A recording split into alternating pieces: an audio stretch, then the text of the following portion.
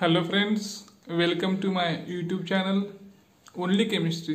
पाठीमागच्या व्हिडिओमध्ये आपण ऑप्टिकल आयसोमर्स, त्याला आपण एनॅन्शियमर्स म्हणतो, ते ऑप्टिकल आयसोमर्स पाहिले. मग त्याचं एक्झाम्पल घेताना आपण ऑप्टिकल फायबरचं octahedral complexes existing as both geometric and optical isomers, त्याच्यानंतर ऑक्टॅहेड्रल कॉम्प्लेक्समध्ये त्याचं एक्झाम्पल पाहिलं.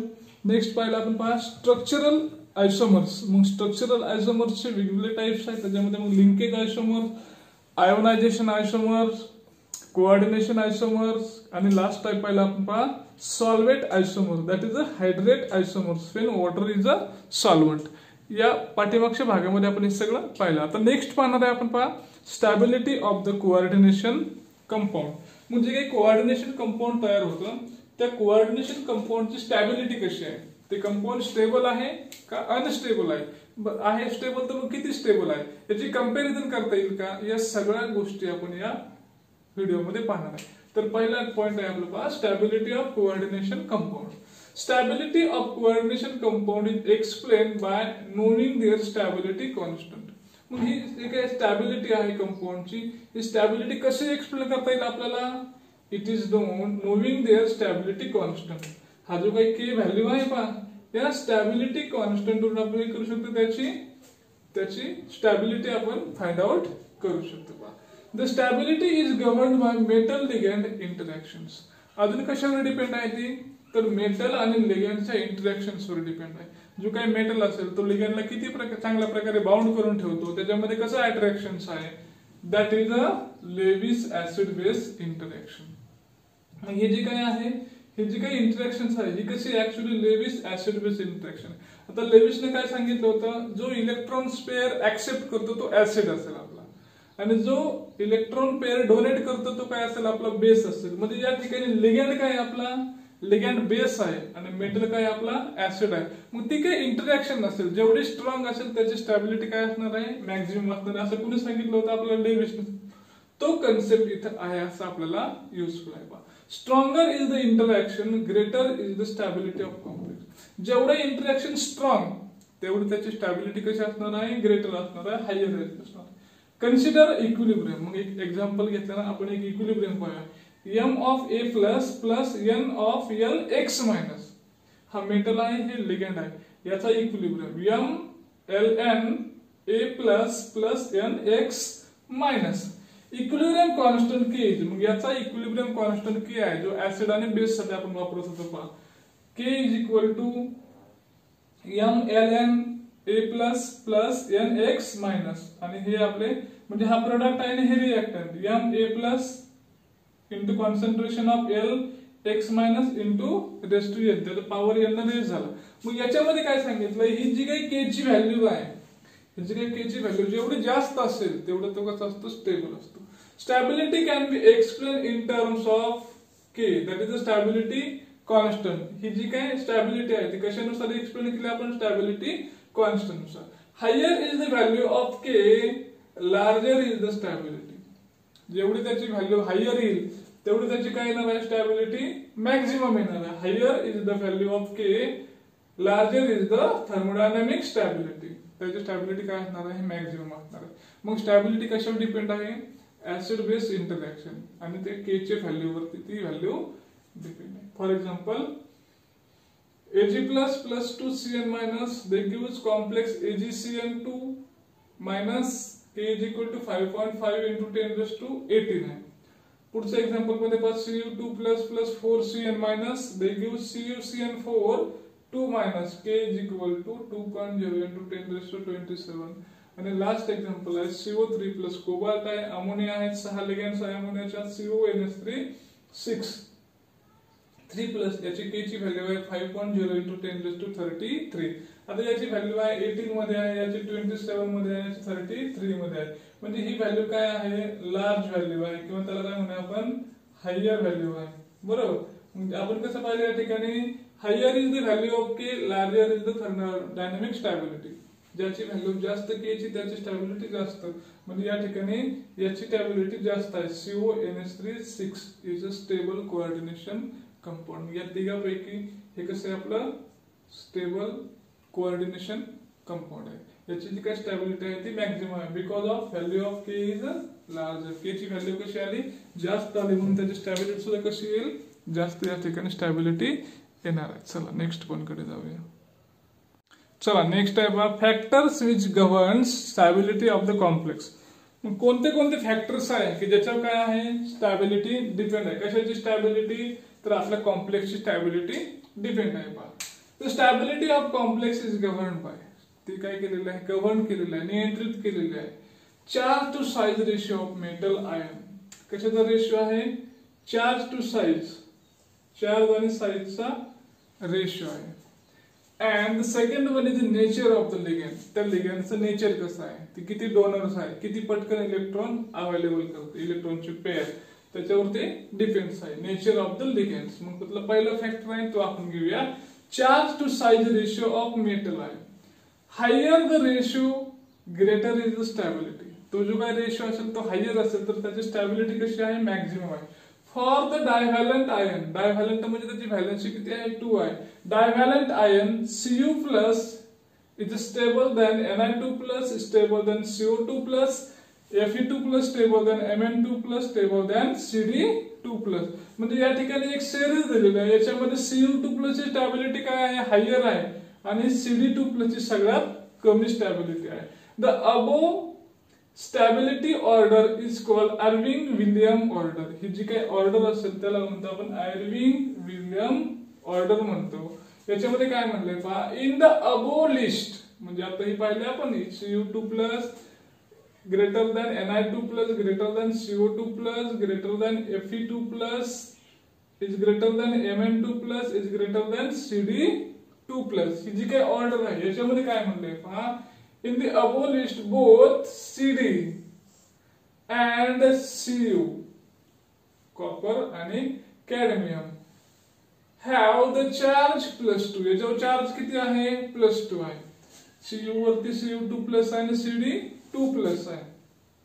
and ionic radius of Cu2 plus is a 69 picometer. कोणाची रेडियस आहे, Cu ची किती, 69 पिकोमीटर आहे. आणि Cd2 प्लस ची किती आहे, 97 पिकोमीटर आहे.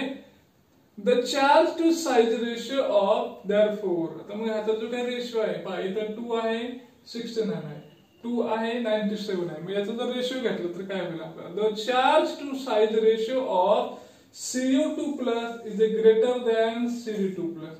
मग Cu2 प्लस चा रेशिओ काय तो ग्रेटर येतो कशापेक्षा, आपल्या Cd2 प्लस पेक्षा. Therefore Cu2 plus is a more stable complex. म्हणून Cu2 प्लस कसं आहे आपलं, मोर स्टेबल कॉम्प्लेक्स आहे. हा झाला पहिला फॅक्टर्स आहे. मग कसं म्हणता येईल आपल्याला, कोणत्या कॉम्प्लेक्सची स्टॅबिलिटी जास्त आहे, ज्याचा चार्ज टू साइज रेशिओ जास्त आहे त्याची स्टॅबिलिटी जास्त आहे. सेकंड बी आहे पहा, नेचर ऑफ लिगॅंड. आता लिगॅंड काय करते, इलेक्ट्रॉनची पेअर काय करत असते, डोनेट करत असते पहा. How easily the ligand can donate its lone pair to central metal ion, that is basicity of the ligand. आता लिगॅंड आहे, मग लिगॅंड आहे किती पटकन त्याला काय करते, इलेक्ट्रॉनच्या पेअर देते. त्याच्यावर काय डिपेंड आहे, त्याची स्ट्रेंथ डिपेंड आहे, त्याची स्टॅबिलिटी डिपेंड आहे. मग बेसिसिटीवर काय असतं, त्याची स्टॅबिलिटी डिपेंड राहते. मग बेसिसिटी म्हणजे काय, how easily they can donate electron pair, किती पटकन ते इलेक्ट्रॉन पेअर देते. ज्याची इलेक्ट्रॉन पटकन दिलं जाईल ते कसं झालं, more stable. The ligand those are stronger base tends to for more stable complex. म्हणजे स्ट्रॉंग बेस आहे, ज्याची बेसिसिटी मॅक्झिमम आहे, स्ट्रॉंग बेस आहे. मग स्ट्रॉंग बेस काय करतो, इझिली इलेक्ट्रॉन पेअर अवेलेबल करतो. आणि जो इझिली इलेक्ट्रॉन अवेलेबल करेल तो काय करेल, स्ट्रॉंग कॉम्प्लेक्स सेंट्रल मेटल बरोबर तयार करेल. मग यावरून आपल्याकडे सांगता येईल पहा की ज्या कॉम्प्लेक्सचा चार्ज टू साइज रेशिओ आहे, चार्ज टू साइज रेशिओ कसा आहे, त्याचा मॅक्झिमम आहे, ते कसं असेल, स्टेबल असेल. अजून काय सांगतात त्याच्यामध्ये की लिगॅंड आहे, लिगॅंड किती पटकन काय करेल, त्याला इलेक्ट्रॉन प्रोव्हाइड करेल, इलेक्ट्रॉनची पेअर त्याला डोनेट करेल. जेवढं पटकन डोनेट करेल आणि चार्ज टू साइज रेशिओ जास्त असेल त्याला काय म्हणतो आपण, स्टेबल कॉम्प्लेक्स म्हणतो. त्याची स्टॅबिलिटी काय असणार, त्या ठिकाणी मॅक्झिमम असणार आहे. आणि ही जी काय ऑर्डर आहे पहा, Cu2 plus, Ni2 plus, CO2 plus, Fe2 plus, Mn2 plus आणि Cd2 प्लस, ही जी काय ऑर्डर आहे या ऑर्डरला आपण म्हणतो अर्विंग विलियम ऑर्डर. पहा परीक्षेमध्ये तुम्हाला MCQ साठी क्वेश्चन याच्यावरती बऱ्याच वेळा विचारले जातात. पहा ऑर्डर मधला तुम्हाला एखादा एलिमेंट त्या ठिकाणी देतील आणि बाकी ऑर्डरच्या बाहेरचे असतील तर which of the following is the Irving William order element, त्या ऑर्डर मधला हा एलिमेंट आहे हे आपल्याला लक्षात ठेवता आलं पाहिजे. चला नेक्स्ट पॉइंट कडे जाऊया. पहा नेक्स्ट पॉइंट आहे आपला आता theories of bonding in complexes. त्या कॉम्प्लेक्स मध्ये बॉन्डिंग होत असेल तर ते बॉन्डिंग कशानुसार गव्हर्न केलं जातं, त्याचे काय थेरीज असतील तर त्या थेरी आपल्याला पाहूया आपण. The metal ligand bonding in coordination compound has been describe by. Metal आणि लिगॅंडचं जे काही बॉन्डिंग असेल ते बॉन्डिंग, आता ते मेटल आणि लिगॅंडचं बॉन्डिंग आहे जसं की आपण वेगवेगळे बॉन्ड फॉर्म, व्हॅलेन्स बॉन्ड तयार होतो, कोऑर्डिनेशन बॉन्ड तयार होतो, मेटलिक बॉन्ड तयार होतो किंवा आपला आयनिक बॉन्ड तयार होतो. हे जे बॉन्ड तयार होते हे बॉन्ड तयार होत असतात त्याच्या पाठीमागे काही थेरीज असतात. मग जसं की आपण 11th मध्ये पाहिले व्हॅलेन्स बॉन्ड थेरी पाहिली, क्रिस्टल फील्ड थेरी पाहिली. ह्या ज्या थेरीज आहेत या थेरीजने एक्सप्लेन केले की तो बॉन्डिंग कशा प्रकारचा असेल, त्या बॉन्डची स्ट्रेंथ किती असेल. तसं इथे सुद्धा काय आहे, मेटल आणि लिगॅंडचा एक बॉन्ड आहे, मेटल आणि लिगॅंड बॉन्ड आहे, त्या बॉन्डला आपण म्हणतो कोऑर्डिनेट बॉन्ड म्हणतो. मग हा जो काही बॉन्ड आहे तो तयार होताना कोणत्या थेरी आहेत त्या ठिकाणी, तर पहिली थेरी आहे पहा व्हॅलेन्स बॉन्ड थेरी आणि second one is crystal field theory. Valence bond theory आणि क्रिस्टल फील्ड थेरी. मग ह्या थेरीने काय केलं तर बॉन्डिंग कसं असतं ते दाखवलेलं आहे. तर पहिली थेरी आहे पहा आपल्यातली व्हॅलेन्स बॉन्ड थेरी. आपण काय करूया डिटेल्स मध्ये पाहूया. Valence bond theory based on a hybridisation. 11th मध्ये पाहिलं आपण. ही जी काही थेरी आहे कशावर डिपेंड आहे, हायब्रिडायझेशन वरती डिपेंड आहे. मग हायब्रिडायझेशन म्हणजे काय, there is a mixing and recasting of new atomic orbital. काय होतात ॲटम्सचे ऑर्बिटल मिक्स होतात आणि त्याच्यापासून नवीन सिमिलर एनर्जी ऑर्बिटल तयार होतात, त्याला म्हणतो आपण hybridization. The hybrid orbital neither exist nor can be detected spectroscopically. ते हायब्रिड ऑर्बिटल कसे आपले इमॅजिनरी आहेत, आपण त्याला कन्सिडर करतो पहा. They cannot be detected by spectroscopically. Spectroscopically आपण त्याला डिटेक्ट करू शकत नाही. This orbital helps to describe structure of complex. आणि मग हे जे काही ऑर्बिटल्स आहेत आपले, हे जे काय हायब्रिडायझेशन मध्ये जे काय हायब्रिड ऑर्बिटल्स असतात, हे हायब्रिड ऑर्बिटलचा आपल्याला यूज होतो. कशाला यूज होतो त्याचा, to describe structure of a complex. एखाद्या कॉम्प्लेक्सचे स्ट्रक्चर कसं असेल ते स्ट्रक्चर आपल्याला स्टडी करायसाठी आपल्याला या ऑर्बिटलचा उपयोग होतो, हायब्रिड ऑर्बिटलचा आपल्याला यूज होतो. मग त्या थेरी मध्ये काय काय लिहिलेलं आहे, ते थेरी कशी आहे डिटेल्स मध्ये आपण पाहूया. पहिला पॉइंट थेरी मधला, metal ion provide a vacant d orbital for the formation of coordinate bond with ligand. Metal आणि लिगॅंड मध्ये कोणता बॉन्ड तयार होतो, कोऑर्डिनेट बॉन्ड तयार होतो. आणि मेटल काय प्रोव्हाइड करतं त्याला, metal provide the vacant D orbital. Vacant D orbital metal काय करतं, प्रोव्हाइड करतं. आणि हे ऑर्बिटल प्रोव्हाइड केल्यानंतर त्या ठिकाणी काय होतं, लिगॅंडचे जे काही डोनर ॲटम्स असतील ते काय करतात, लोन पेअर प्रोव्हाइड करतात आणि बॉन्डिंग तयार होतं. आणि हे बॉन्डिंग कोणतं आहे, कोऑर्डिनेट बॉन्ड आहे. कसा बॉन्ड आहे तो, कोऑर्डिनेट बॉन्ड आहे. Second, the vacant D orbital along with s and p. त्या d ऑर्बिटल बरोबरच जे काय s ऑर्बिटल आहे आणि p ऑर्बिटल आहे ते एक पार्ट इन हायब्रिडायझेशन. ते वॅकंट ऑर्बिटल d आहे याच्या बरोबरच s आणि p ऑर्बिटल आहेत जे मेटलचे, ते सुद्धा काय करतात, हायब्रिडायझेशन मध्ये भाग घेतात. चला नेक्स्ट कडे जाऊया पुढे. The number of vacant d orbital for is equal to number of ligand donor atom surrounding the metal. म्हणजे या ठिकाणी काय अर्थ आहे, किती वॅकंट हायब्रिड ऑर्बिटल फॉर्म होत्या, number of vacant orbital form is equal to the number of ligand donor atom surrounding the metal. किती form होतील, जेवढे मेटल्स प्रोव्हाइड लिगॅंड प्रोव्हाइड करेल तेवढे काय होणार आहे, या ठिकाणी ऑर्बिटल तयार होणार आहे. तो त्याचा काय असतो, कोऑर्डिनेशन नंबर असतो. जेवढे ऑर्बिटल फॉर्म होईल तो त्याचा कोऑर्डिनेशन नंबर असेल. Overlap between vacant D orbital of metal and filled orbital of ligand leads to formation of metal ligand coordinate bond. कोणाचं बॉन्डिंग झालं या ठिकाणी पहा, तर वॅकंट डी ऑर्बिटल. कोणाचं वॅकंट डी ऑर्बिटल आहे, मेटलचं. अँड फील्ड ऑर्बिटल आहे, कोणाचं भरलेलं ऑर्बिटल आहे, लिगॅंडचं. या दोघांमध्ये काय होतं, इंटरॅक्शन्स होतं आणि कोणता बॉन्ड तयार होतो आपल्याला, कोऑर्डिनेट बॉन्ड तयार होतो आणि मेटल आणि लिगॅंडचं त्या ठिकाणी काय होतं, ऑर्बिटल तयार होतं, त्याचं ओव्हरलॅपिंग होतं आणि कोऑर्डिनेट बॉन्ड त्या ठिकाणी तयार होतं. The hybrid orbitals used by the metal ion point in the direction of ligand. जे हायब्रिड ऑर्बिटल आपण वापरतो कशाचं, मेटलचं, ते सपोज या डायरेक्शनला लिगॅंड असेल तर त्या डायरेक्शनने काय होतं, ते त्या बाजूला जातं, म्हणजे डायरेक्शननी लिगॅंडच्या डायरेक्शनचं, म्हणजे ते directional in nature, they are directional. The n-1d and nd orbital used in hybridization allow the complexes to be classified. मग हे n-1 आणि nd ऑर्बिटल काय होतात, हायब्रिडायझेशन मध्ये भाग घेतात आणि या ठिकाणी काय होतं, कॉम्प्लेक्स तयार होतात आणि ते कॉम्प्लेक्सचं मग कसं होतं, क्लासिफिकेशन कशानुसार, n-1 आणि nd नुसार, as outer orbital complex and inner orbital complex. Outer मध्ये जे तयार होईल त्याला आउटर ऑर्बिटल कॉम्प्लेक्स, इनरला जे तयार होईल ते inner orbital complex. For hybridization in the outer orbital complex, nd orbital are used. जे आउटरच्या भागामध्ये होईल है की नाही, एकदम कडेला होईल, ते कोणतं वापरतं, nd ऑर्बिटल वापरतं. Whereas inner orbital complexes n-1d orbitals are used. हे n-1 डी वापरतं आणि हे कोणतं वापरतं, nd ऑर्बिटल या ठिकाणी वापरलं जातं. अशा प्रकारे हे थिअरीचे काही अझम्पशन्स असतील हे आपण या ठिकाणी पाहिलेले आहेत.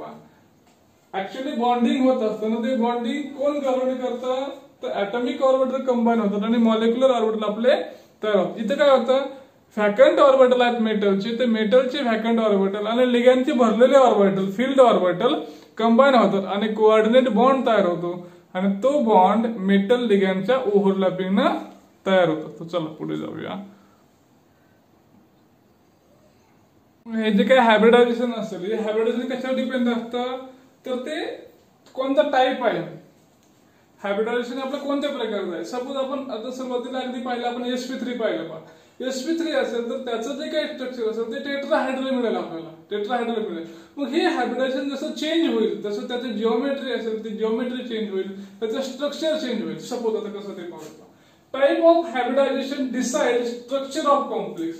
हे कोण डिसाइड करतं हायब्रिडायझेशन कोणतं असेल, structure of complex. When the hybridization is D2sp3. मग हायब्रिडायझेशन कोणतं आहे आपलं, तर D2sp. The structure of complex is octahedral. ते जे काही कॉम्प्लेक्स असतात त्या कॉम्प्लेक्सचं स्ट्रक्चर कसं असलं पाहिजे आपलं, ऑक्टाहायड्रल पाहिजे. The metal ligand bonding include. म्हणजे मेटल आणि लिगॅंड मध्ये जो बॉन्ड होतो तो ऍक्च्युअली कशा प्रकारे ते कॉम्प्लेक्स फॉर्म होतो ते आपण पाहूया. Find oxidation step of central metal ion. जो काही सेंट्रल मेटल आहे त्या सेंट्रल मेटल आयनची ऑक्सिडेशन स्टेट काय आहे, ऑक्सिडेशन स्टेट किती आहे हे आधी सुरुवातीला आपल्याला माहिती पाहिजे. Write valence shell electronic configuration of metal ion. Metal आयनचं जे व्हॅलन्स शेल, शेवटच्या शेलचं इलेक्ट्रॉनिक कॉन्फिगरेशन असेल पहा, ते व्हॅलन्स शेलचं इलेक्ट्रॉनिक कॉन्फिगरेशन आपल्याला त्या ठिकाणी लिहिता आलं पाहिजे. See whether the complex is low spin or high spin. आता हे लो स्पिन आणि हाय स्पिन हे D4 to D8 कॉन्फिगरेशन असेल तर याला हे ऍप्लिकेबल आहे. म्हणजे D4 to D8 म्हणजे ऑक्टाहायड्रलला फक्त हे ऍप्लिकेबल आहे, only for octahedral. From the number of ligand, find the number of metal ion orbital required for bonding. From the number of ligand, find the number of metal in orbitals required for bonding. मग किती ligand आहे त्याच्यासोबत, 4 असेल, 6 आहे. याच्यावर काय depend आहे तर त्या मेटलची किती ऑर्बिटल आपल्याला पाहिजे. मग लिगॅंड 4 असेल तर मेटलची किती सुद्धा पाहिजे आपल्याला, 4 त्या ठिकाणी पाहिजे. Identify orbital of metal ion available for hybridization and type of hybridization involved. म्हणजे त्या ठिकाणी किती ऑर्बिटल आपले इन्व्हॉल्व होतात, p चे किती आहे, h चे किती आहे, d चे किती आहे, हे आपण आकड्यामध्ये पाहिलेलं आहे. sp3 असेल तर आपण कसं म्हणतो, s 1 आहे आणि p चे 3 आहे, तसं याचं जे काय किती ऑर्बिटल आपल्याला पाहिजे, किती इन्व्हॉल्व झाले हे आपल्याला काय करू शकतो त्या ठिकाणी लिगॅंड वरून त्या ठिकाणी आपल्याला फाइंड आउट करता येऊ शकतं. Write the electronic configuration after hybridisation. मग हे हायब्रिडायझेशन झालं की हायब्रिडायझेशन नंतर जे काय त्याचं इलेक्ट्रॉनिक कॉन्फिगरेशन असेल आफ्टर हायब्रिडायझेशन ते त्या ठिकाणी आपल्याला नोट डाऊन करता आलं पाहिजे. Show filling of orbital after complex formation. मग ते ऑर्बिटल आहे ते भरलेले दाखवायचे. कधी भरलेले दाखवायचे आपल्याला? After feeling. ते फिल केले की ते आपल्याला पूर्णपणे भरलेले दाखवायचे. Determine the number of unpaired electrons and predict magnetic behaviour of complex.